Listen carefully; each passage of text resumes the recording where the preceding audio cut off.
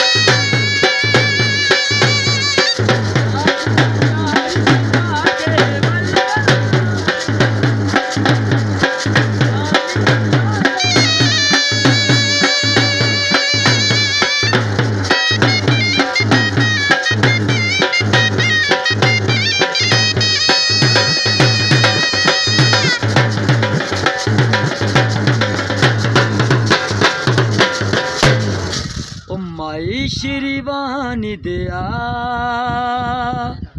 ओ पलंदरी वाले दी बोली